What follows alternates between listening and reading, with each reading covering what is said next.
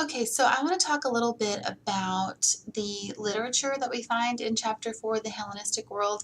I really want to focus on the poetry, which is the idyll and the pastoral. So during this time period, there wasn't a lot of original creative works actually even being written. So most of the time, people were either using what they had before or turning to literary criticisms. They were just kind of analyzing the writings before or not writing their own works. But Theocritus was one of the people who actually had some original works, and he created the idyll and the pastoral. So I want to talk about those two things. So the pastoral, first of all, it's Latin for shepherd, and it refers to literary work dealing with shepherds and rustic life. It presents an idealized rather than realistic view of rustic life. So it seems that we think about people, it seems like we think about the people, how people think about going back to a simpler way of life and the hectic modern world as being a modern thing, that people really oversimplify and look at what life was like before, and that's a more recent thing. But actually, this has been happening for a very long time, as we can see with pastoral poetry. So the pastoral, its classical Greek and Latin works date back to the 3rd century BCE. Shakespeare's contemporaries revived and imitated these topics in forms of classical pastoral poetry. So drawing a contrast between the innocence and serenity of a simple life and the misery and corruption of city, and especially court life, is what a lot of pastoral poems focused on. Naturalness and the innocence in contrast to the corruption and artificiality. Characters in pastoral poetry are often used as vehicles for the expression of the author's moral, social, or literary views, right? So the characters in a pastoral are often like two shepherds discussing something, and oftentimes, of course, those viewpoints are vehicles that the author uses to express his or her own viewpoints. Common topics of pastoral poetry include love and seduction, the value of poetry, death and mourning, the corruption of the city or court versus the purity of idealized country life, politics, generally treated satirically, the shepherds critique society or easily identifiable political figures. A common pastoral poetic genre is the eclogue, or a dialogue between two shepherds. So the conversation may be between a shepherd and the shepherdess he loves, generally his attempt to seduce her, a singing contest to which shepherds are going to be, trying to get with the shepherdess. It may be a singing contest to see which shepherd is the better poet. A third act may act as a judge. Lament a dead friend, a eulogy or an elegy. So a lot of times the poems are about someone who has passed on. Praise a notable individual, songs of courtship, and complaints of a lovesick shepherd. So an important subgroup of the pastoral eclogue, so the dialogue between two shepherds, or monologue, is the elegy, which expresses the poet's grief at the loss of a friend or an important person. Conventional features of pastoral elegies include the invocation of the muse, so trying to find a muse to help them out, expression of the shepherd's poet's grief, praise of the dead shepherd, an invective against death, effects of the death upon nature, and ultimately the poet's acceptance of the inevitability of death and hope for immortality. So basically, if you're looking at a pastoral, you're really looking at shepherds who are also poets, writing poems and playing upon pipes. The good old shepherd who's poor but eager to give hospitality to strangers and to those in need. The savage man or men who lacked courtly upbringing but possessed an innate gentleness and gentility. The beautiful shepherdess. The pastoral debate on topics like country versus city. So a lot of times, pastoral poems, like I said, are going to be about nature and going back into nature. An idyll is something that provides, an idyll means a little picture. That's the translation. So an idyll is really talking about, it's like a snapshot of everyday life. So whereas the pastoral really focuses on romanticizing the country life more, an idyll is just a snapshot of an everyday life. So I want to read an example of an idyll, and it's important that we kind of really try to figure out how to write these, because that is your assignment. You're going to write your own idyll or pastoral poem. So I want to read one of Theocritus's, who is the person, remember, who created this style of writing. It is going to be, of his surviving 30 idols, his perhaps best idol is Aeschines and Theonicus, which is what I'm about to read.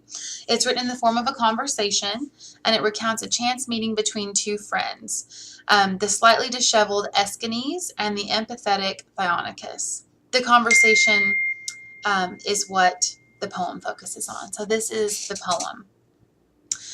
Aeschines says, "Good to see you, Theonicus."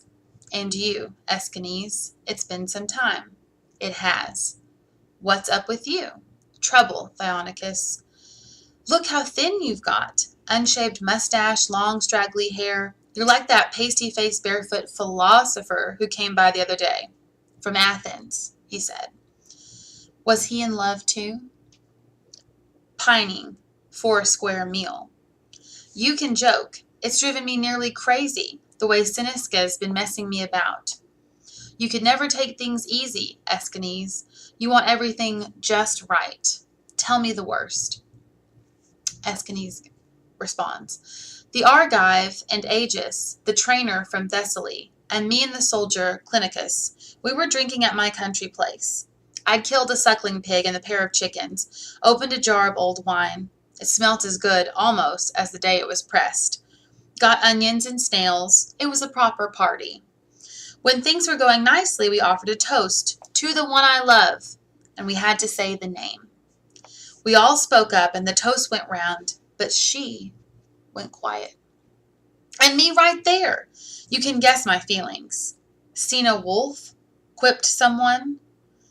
And 'seen a wolf,' to be fair, is like kind of the saying of like, 'Has a cat got your tongue?' Right? That's the equivalent. 'Cat got your tongue?' Like, 'Why aren't you speaking?' Kind of mocking someone. That's what that expression means.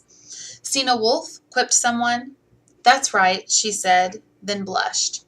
You could have lit a lamp at her cheeks. 'There is a wolf at the door, you might say. My neighbor Labus's son. That's her great lover. Handsome, they call him, skinny and overgrown.' A whisper about it had reached my ears, it's true, but I took no notice. Trusting as a babe I was.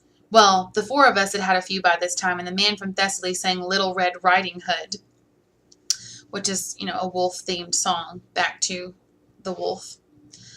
Right through from the beginning, which didn't help. Siniska burst into tears like a girl of 6, sobbing to be taken up on her mother's lap. So I let her have it, Theonicus. You know me. I smacked her about the head a couple of times. 'Not good enough for you, am I?' She picked herself up and ran. 'Don't hang around, dear. That boyfriend of yours will be catching cold. I hope he makes you cry.'